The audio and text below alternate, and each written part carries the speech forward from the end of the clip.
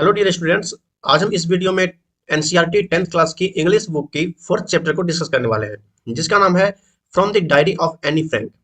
यह जो स्टोरी है यह एनी फ्रैंक के एक डायरी जो इसने लिखा था उस डायरी के कुछ पार्ट पे बेस्ड है, ठीक है, जो कि एनी फ्रैंक के द्वारा लिखा गया है डायरी। और यह चैप्टर जो है यह भी बहुत ही ज़्यादा इंटरेस्टिंग होने वाली है, तो इसे पूरा जरूर देखें। तो चैप्टर को शुरू करने से पहले अगर आप लोग नारायणा कोचिंग सेंटर पे नए हैं तो प्लीज चैनल को सब्सक्राइब कर लें, साथ ही बेल आइकन को भी ऑन कर लें ताकि आपको ऐसी ही वीडियो की अपडेट आपको समय पर और सबसे पहले प्राप्त हो सके। तो चलिए शुरू करते हैं। From the diary of Anne Frank. Anne Frank के डायरी से। यह जो डायरी है वह खुद एनी फ्रैंक के द्वारा लिखा गया है, जो कि एक जेविश गर्ल होती है। तो चलिए बिफोर यू रीड से शुरू करते हैं।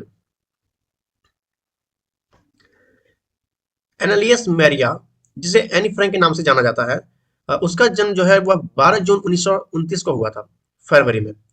एंड मार्च 1945 में वह उसकी मृत्यु हो जाती है।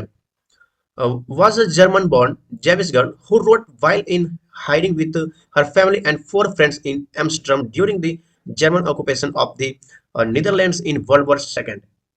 एनी फ्रैंक जो है वह जर्मन में जन्मी एक यहूदी लड़की थी।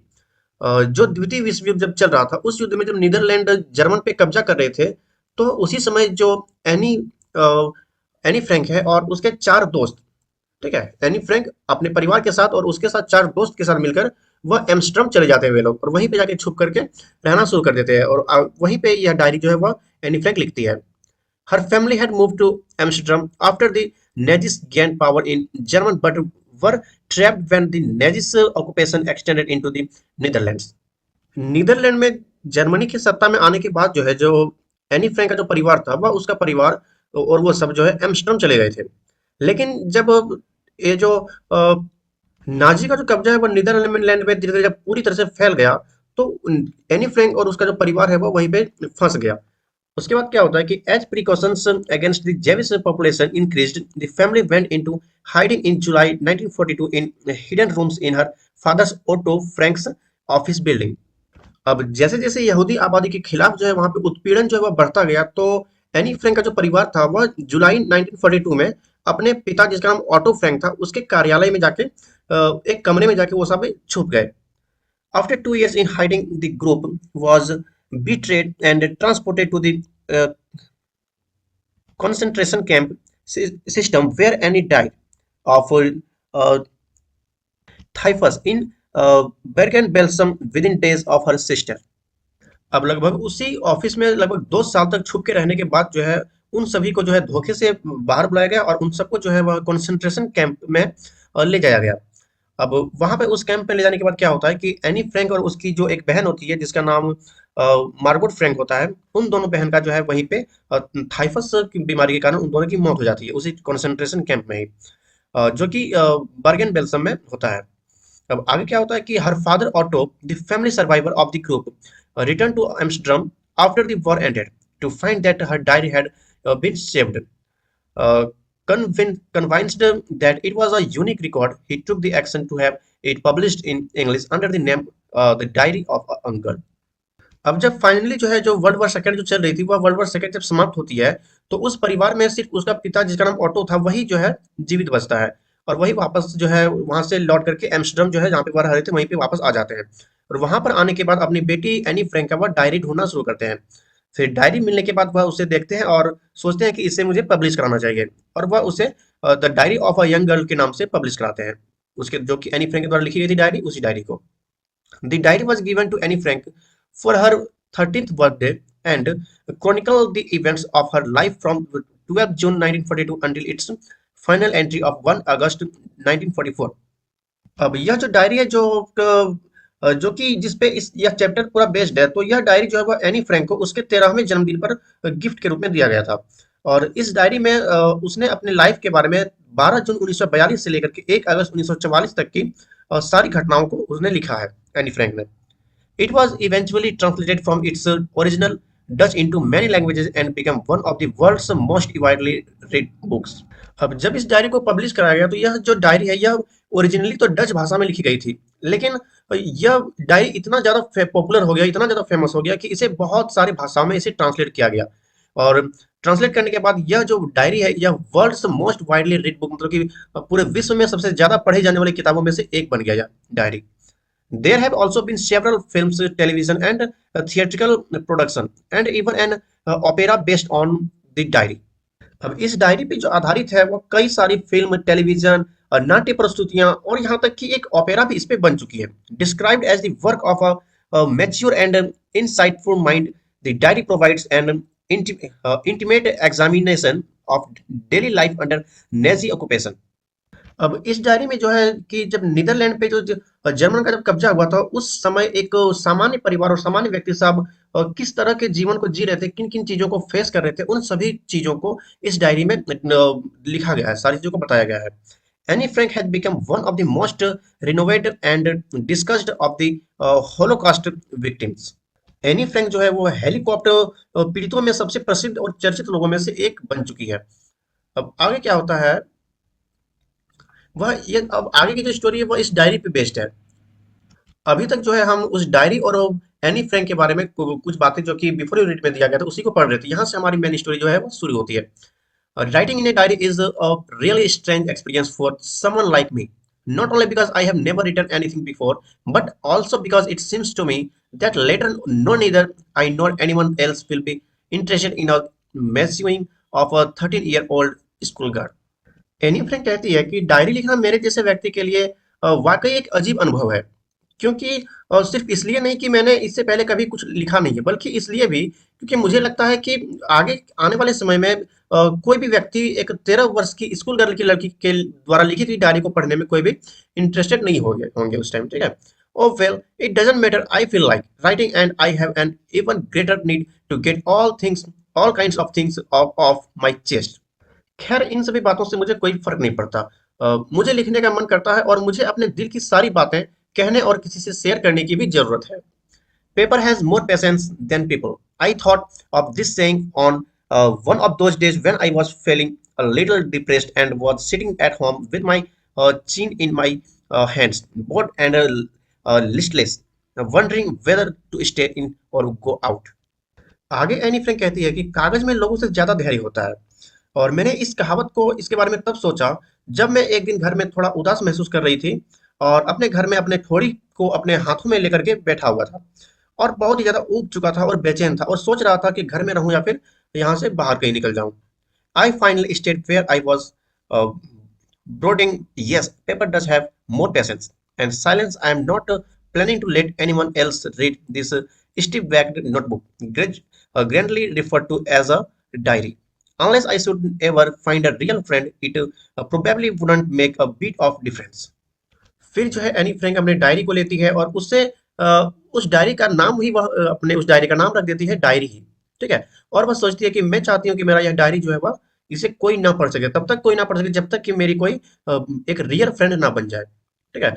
Now I am back to the point that prompted me to keep a diary in my first place. I don't have a friend. अब एनी फ्रैंक कहती है कि अब मैं बताती हूँ आप सभी को कि आखिर मैं डायरी लिखने के लिए क्यों प्रेरित हुई, क्योंकि मेरे पास जो है वो कोई भी मेरे पास दोस्त नहीं है, वह अकेली है, ठीक है। Let me put it more clearly, since no one will believe that a 13-year-old girl is completely alone in the world, and I'm not. I have loving parents and a 16-year-old sister, and there are about 30 people uh, I can call friends.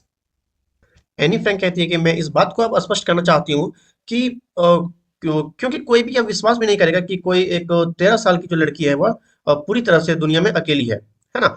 और बोलती है कि आखिर और मैं भी नहीं हूँ अकेली, क्योंकि मेरे पास प्यार करने वाले माता पिता हैं, 16 साल की एक बहन है और लगभग मेरे लाइफ में 30 लोग हैं जिसे मैं एक अपना दोस्त कह सकती हूँ, जिसे फ्रेंड कह के बुला सकती हूँ। I have a family, loving aunt and good home.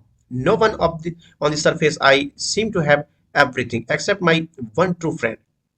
वह कहती है कि मेरे पास एक प्यारा सा परिवार है और मुझे प्यार करने वाली बहुत सारी मेरी आंटीज भी है ना। और अगर देखा जाए तो मेरे पास लगभग सब कुछ है सिवाय एक बेस्ट फ्रेंड के, एक ट्रू फ्रेंड का मेरे पास जो है वो सब कुछ है। All I think about when I am with friends I is having a good time. I can't bring myself to talk about anything but ordinary everyday things. आगे एनी फ्रेंड कहती है कि जब मैं अपने सामान्य दोस्तों के साथ होती हूँ तो मैं बस यही सोचती रहती हूँ कि आखिर उन सभी के साथ एक अच्छा सा समय कैसे बिताया जाए। और मैं खुद को सामान्य रोजमर्रा की चीजों के अलावा कोई और टॉपिक पे मतलब उन सबसे बात ही नहीं कर पाती हूँ। We don't seem to be able to get any closer and that's the problem. और सिर्फ रोजमर्रा की ही बातें करने के कारण मुझे ऐसा लगता है कि मैं अपने उन दोस्तों के ज्यादा करीब नहीं हो पाती हूँ, और मुझे लगता है कि यही मेरी सबसे बड़ी प्रॉब्लम है। Maybe it's my fault that we don't confide in each other. In any case, that's just how things are, and unfortunately, they are not liable to change. This is why I have started the diary. शायद मेरी ही गलती है कि हम एक दूसरे पर किसी भी मामले में भरोसा नहीं कर पाते हैं, और चीजें जो है वो बस ऐसी ही है, और मुझे ऐसा लगता है कि ये सारी चीजें बदलने वाली नहीं है। और इन्हीं सब कारण कारण से मैंने जो है यह डायरी को लिखना शुरू किया। To enhance the image of this long-awaited friend in my imagination. I don't want to got down the fact in this diary and way most people would do. But I want the diary to be my friend, and I'm going to call this diary Kitty. अपनी कल्पना में इस लंबे समय से प्रतीक्षित मित्र की छवि को निखारने के लिए, ठीक है, मैं इस डायरी में तथ्यों को नहीं लिखना चाहती हूँ, जैसा कि बहुत सारे लोग जो अपने डायरी में तथ्यों को ही लिखते हैं। मैं चाहती हूँ कि मेरा ये जो डायरी है वह मेरा दोस्त बने, ठीक है, मेरा मित्र बने। और मैं इस डायरी को एक नाम देना चाहती हूँ जिसका नाम किटी होगा। Since no one would understand a word of my stories to Kitty if I were to plunge right in, I had better provide a brief sketch of my life, much as I dislike doing so.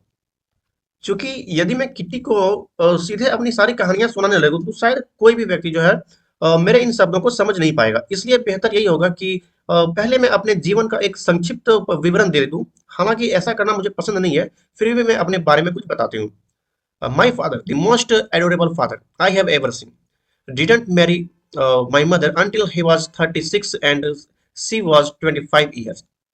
मेरे पिता जो कि दुनिया में सबसे प्यारे पिता हैं, उन्होंने मेरी माँ से तब तक शादी नहीं की जब तक कि वह खुद 36 वर्ष के नहीं हो गए, और मेरी माँ जो है वह 25 वर्ष की नहीं हो गई। My sister Margot was born in Frankfurt in Germany in 1926।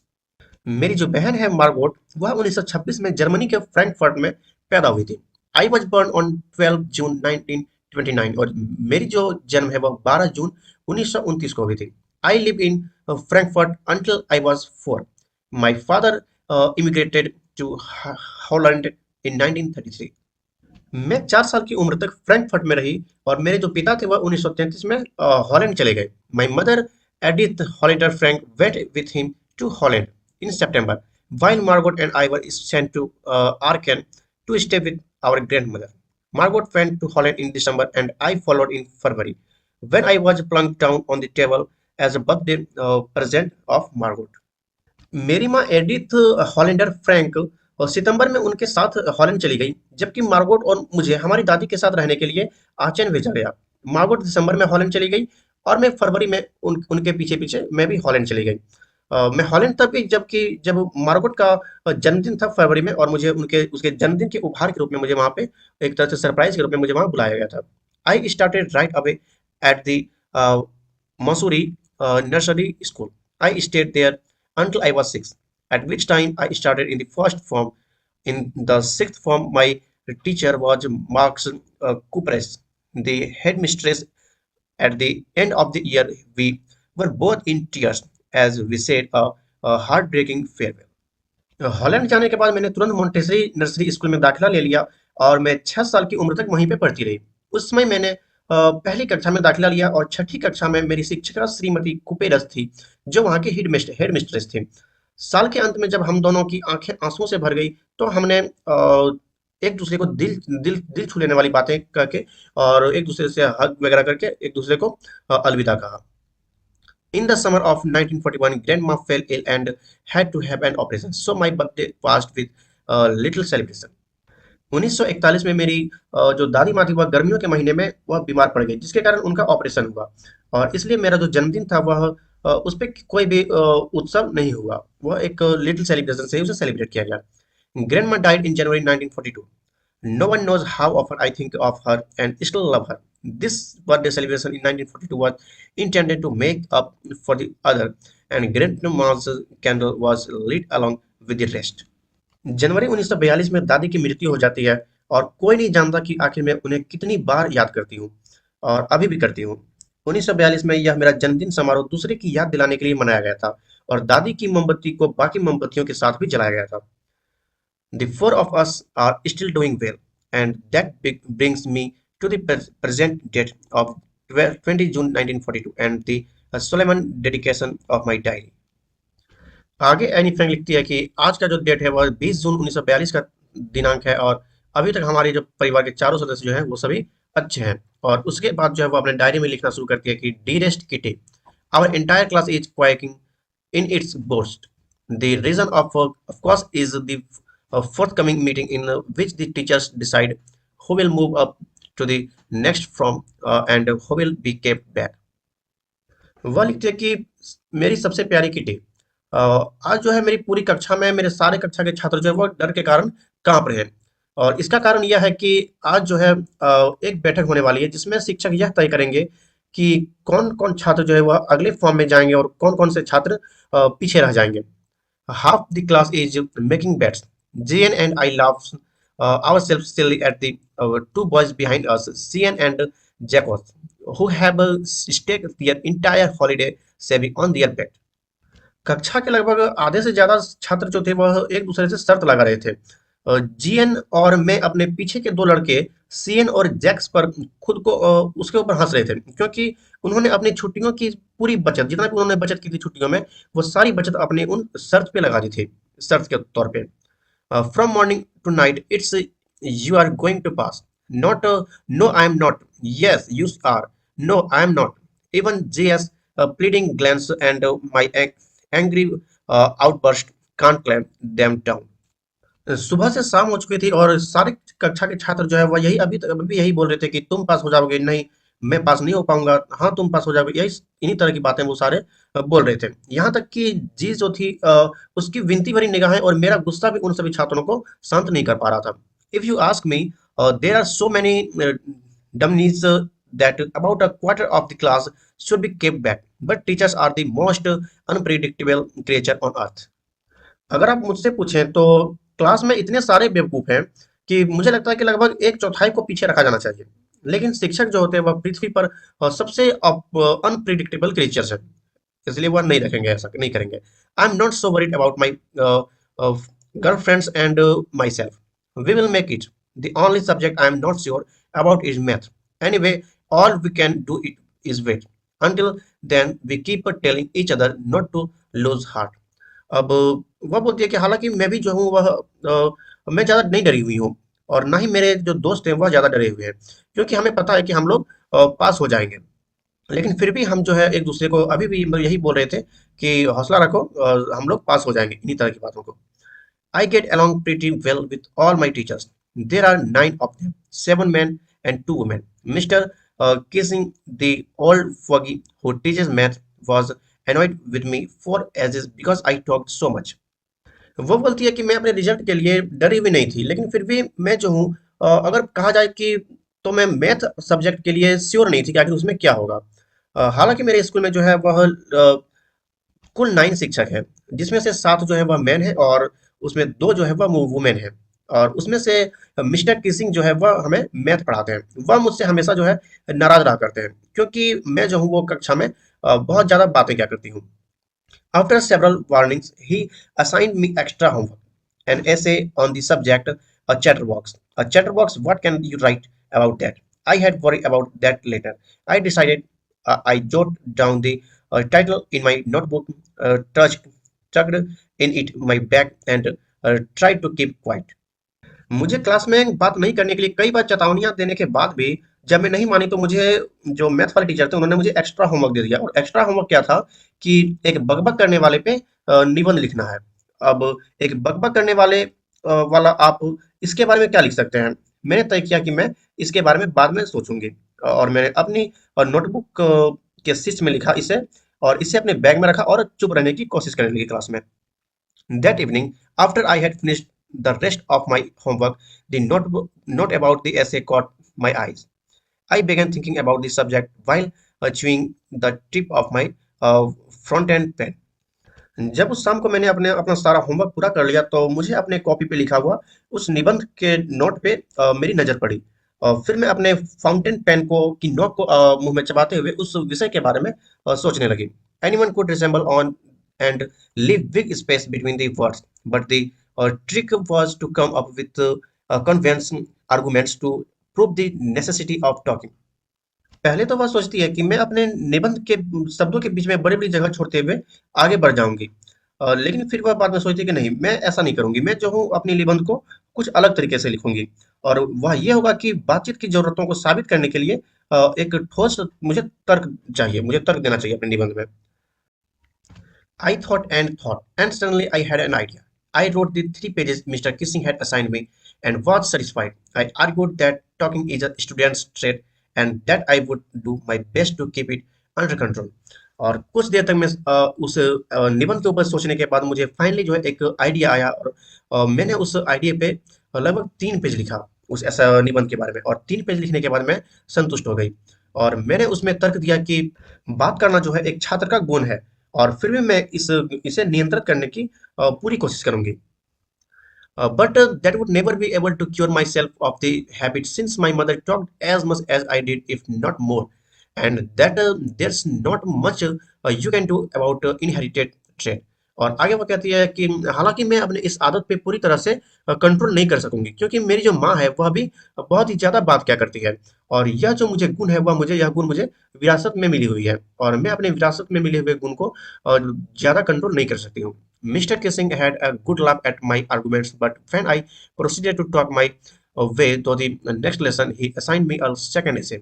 अब जैसे ही मिस्टर किसिंग ने मेरे इस निबंध को पढ़ा तो वह जो है हंसने लगे और हंसने के बाद जो है उन्होंने अपना जो है फिर से आगे मतलब पढ़ाना शुरू किया लेकिन फिर से मैं जो हूँ वो बात करना शुरू कर दी और फिर से मेरे बात करने के करना देख के उन्होंने क्या किया मुझे दोबारा से एक और निबंध लिखने के लिए दे दिया। This time it was suppose to be an on an incredible chatterbox. और इस बार जो है उन्होंने मुझे जो निबंध लिखने के लिए दिया उसका वह था एक असुधार्य बकवास करने वाले के ऊपर। ठीक है, I handed it in and Mister Keesing had nothing to complain about for two whole lesson. और फिर से मैंने अपना उस निबंध को लिख के पूरा किया और फिर से उसे सबमिट किया। अब जो है मिस्टर किसिंग के पास लगभग 2 पार्ट तक उनके पास कुछ भी नहीं था कंप्लेन करने के लिए। However, during the third lesson, he had finally had enough. Annie Frank, as punishment for talking in class, write an essay entitled "Quack Quack Quack," said Mr. Chatterbox। अब जो है जब वो अपना तीसरा पार्ट पढ़ाना शुरू करते हैं तो मुझे फिर से बात करते हुए देखते हैं और वो मुझे फाइनली कहते हैं कि एनी फ्रैंक तुम्हें पनिशमेंट के तौर पर क्योंकि तुम बात कर रहे हो क्लास में इसलिए तुम्हें फिर से पनिशमेंट के तौर पर तुम्हें एक और निबंध लिखने के लिए दिया जाता है और इस बार जो निबंध होगा वह क्वैक क्वैक क्वैक के ऊपर होगा जो कि मिस्टर चैटरबॉक्स ने कहा। अब क्या होता है the class roared I had to laugh too though I had nearly exhausted my ingenuity on the topic of chat box. अब ये बात सुन के जो पूरा क्लास जो है वो हंसना शुरू कर देते हैं हालांकि मैं भी अपनी हंसी को नहीं रोक सकी। अब जो है मेरे पास इस चैटर बॉक्स टॉपिक पे लिखने के लिए लगभग कुछ नहीं बचा था क्योंकि मैंने सारा कुछ पहले ही 2 निबंध में लिख चुकी थी। It was time to come up with something else, something original. अब यह जो तीसरा बारी जो था अब मैंने सोचा कि इस बार मुझे कुछ अलग लिखना चाहिए, कुछ ओरिजिनल लिखना चाहिए जो सबसे अलग हो। My friend Sanne who was good at poetry offered to help me write the essay beginning to end in verse and I jump to joy. अब मेरा जो एक दोस्त होता है जिसका नाम होता है सैनी, वह जो है वह पोएट्री में बहुत ही अच्छी होती है। अब उन्होंने फाइनली कहता है कि मैं जो हूँ वो तुम्हारी इस निबंध को लिखने में मदद करूंगी अपने पोइट्री के थ्रू। और यह उसकी बात सुनकर मैं खुशी से उछल पड़ी। Mister Keesing was trying to play a joke on me with this ridiculous subject, but I had make sure to joke was on him। जो मिस्टर किसिंग जो थे वह सोच रहे थे कि मैं इसे इस तरह के निबंध लिख के इसका मजाक उड़ाऊंगी लेकिन मैंने भी सोच लिया था पूरी तरह से कि मैं कुछ ऐसा लिखूंगी जिससे कि मेरा मजाक ना उड़े बल्कि उल्टा उनका ही मजाक बन जाए। I finished my poem and it was beautiful. It was about a mother duck and a father swan with 3 baby ducklings who were beaten to death by the father because they quacked too much। अब finally जब मुझे तीसरा निबंध दिया गया तो मैंने बहुत ही सोच विचार करने के बाद मैंने वह जो तीसरा अपना निबंध था उसे पूरा किया और वह बहुत ही ज्यादा सुंदर लिखा गया था। और वह जो स्टोरी था और निबंध था वह एक माँ डक के ऊपर था और एक पिता स्वैन के ऊपर। ठीक है, और यह था कि उन दोनों के 3 बच्चे थे और जो पिता स्वान होता है वो अपने तीनों बच्चों को मार देते हैं जान से, क्योंकि उसके बच्चे बहुत ही ज्यादा बकबक किया करते थे। Likely Mr. Kissing took the joke the right way. He read the poems to the class, adding his own comments and to several other classes as well. Mister जो किसिंग थे उन्होंने मेरी पोएम को पढ़ने के बाद उन्होंने इसे एक पॉजिटिव वे में लिया और इसमें अपनी अपनी भी तरफ से कुछ बातें ऐड करके और मेरे क्लास और साथ ही साथ अन्य क्लासों में भी इसे सुनाया। Since then, I have never allowed to talk and haven't been assigned any extra homework. On the contrary, Mr. Kissing always making jokes these days. अब उसी दिन के बाद जो है मिस्टर किसिंग ने मुझे क्लास में बात करने के लिए कभी भी ज़्यादा मना नहीं किया और ना ही मुझे ज़्यादा बात करने के लिए जो है मुझे एक्स्ट्रा होमवर्क दिया करते थे। और इन एक्स्ट्रा होमवर्क देने के बजाय वो मिस्टर किसिंग जो है अब क्लास में कभी-कभी बीच-बीच में चुटकुला भी सुनाया करते थे वो खुद। और यहाँ पे जो आके जो है यह एनी फ्रैंक की स्टोरी वह समाप्त हो जाती है और लास्ट में वो लिखती है कि योर्स एनी। वो जो अपनी डायरी में जो घटना लिखी है इस घटना को समाप्त करती है। ये स्टोरी स्टूडेंट यह जो स्टोरी है वो एनी फ्रैंक की डायरी का ही एक पार्ट है, ना कि उसका पूरा डायरी है।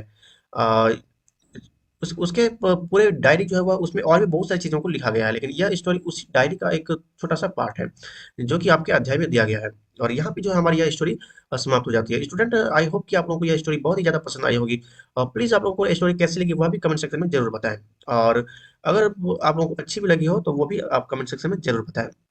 तो मिलते हैं आपसे ऐसे ही दूसरी वीडियो के साथ। अगर आप लोगों ने अभी तक चैनल को सब्सक्राइब नहीं किया तो चैनल को सब्सक्राइब कर लें, लाइक करें, शेयर करें और बेल आइकन को भी ऑन करें ताकि ऐसे ही वीडियोस की अपडेट आपको समय पर और सबसे पहले प्राप्त हो सके। तो मिलते हैं आपसे दूसरे लेक्चर के साथ, तब तक के लिए खुश रहें, धन्यवाद।